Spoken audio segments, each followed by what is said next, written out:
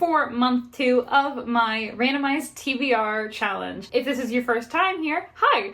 Every single month of 2026, I am choosing a random physical book on my TBR to read in that month and deliver a review to you by the end of the month. Last month in January, I read Julia Child's My Life in France, and it was really great. It was actually kind of perfect timing for this kind of warm read. This month, I'm hoping we will get something fun and easy. It's the shortest month of the year, so I'm hoping I'm not going to pick up like Les Miserables or something. And it is also February, so that is the season of Valentine's Day, you know, the most important things in life. And I thought, you know, I hope I get something light. I don't really have any romance novels, so I won't really be able to do something like that, but something light and fun, hopefully. As you may know, how I determine this is by rolling some D&D dice. I've got a couple of dice here that I'm going to roll. The first is a D4, and I'm going to roll this to determine which of my 3 bookshelves I am going to select the book from. So let's start by rolling.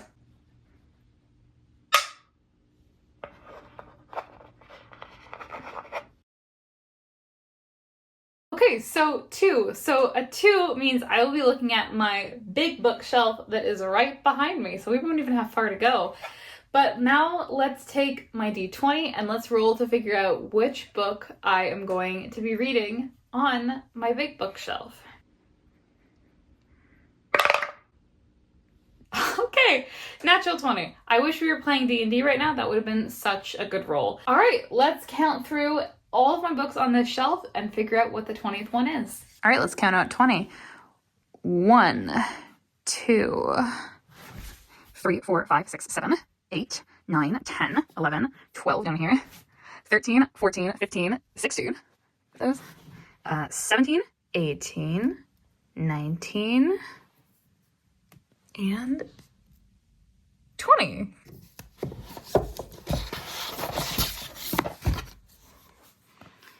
China Rich Girlfriend. Okay, so China Rich Girlfriend, that is the book that I will be reading this month.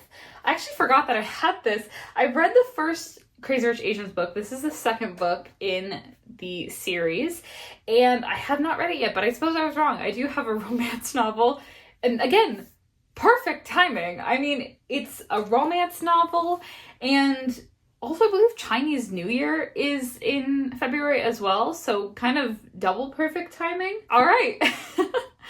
Let's dive right into this. I'm excited for this one. It's been a while since I've read the first, so hopefully I remember all the details and hopefully there's some reminders of what happened. All right, let's dive into it. If you're not familiar with Crazy Rich Asians, first let me say you're missing out. But the basic premise is Rachel, an American-born Chinese woman, goes to Singapore with her boyfriend Nick for his best friend's wedding, only to find out that Nick is part of one of the richest families in Singapore. What follows is an ensemble story of his mother's disapproval and meddling in their relationship, accusations of gold digging by the bridesmaids, and the drama of Nick's family, including his cousin Astrid's failing marriage. This book picks up with Nick and Rachel's wedding, where his mother reveals that she found Rachel's father, a wealthy businessman in Hong Kong. It has an ensemble cast following Rachel and Nick, her newfound half-brother Carlton and his situationship Colette, Astrid, who continues to deserve so much better than her now successful and emotionally abusive husband, and the returning character of Kitty Pong, the former soap opera star turned socialite trying to redeem her image. This book has all the charm of the first, with its witty satire of the upper class, and its interesting format with footnotes explaining Mandarin and Cantonese phrases and social norms, and it also is way more insane than the last book. The first book definitely feels like a soap opera. This one feels like a soap opera even more so, and it just feels so much more camp. It's honestly great. I loved revisiting the characters from the first book, and somehow Kevin Kwan made me care about the characters in this one too. I'm honestly not going to be over the fact that he made me so sympathetic towards Kitty Pong. Like, what the heck, man? These books are all about excess, both in wealth and in the character stories, and yet both feel simultaneously indulgent and poignant. We get to see how crazy and exaggerated the wealthy live, but at the same time, there is sort of a criticism, yet letting us luxuriate in that glamour at the same time. It's very effective. And the same thing is true for the characters. It would be easy to feel overwhelmed by how many stories we are being told, and yet somehow it just works. I enjoy all these characters. I sympathize with a lot of them. And even the characters that end up being kind of awful are still really fun to follow. Honestly, this book is such a successful sequel, which is such a thing to be proud of, as sequels are often never as good as the first book.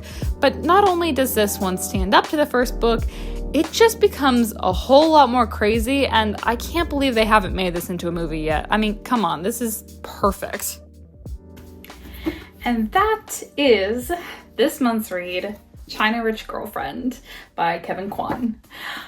This book was so much fun. I really, really enjoy the first Crazy Rich Asian book, and this book is all of the charm from that book, but just so much more insane. It's really funny. It's really cutting satire, but somehow Kevin Kwan is so good at balancing the use of luxury and opulence in these books in a way that both pokes fun at it and also lets you luxuriate in it.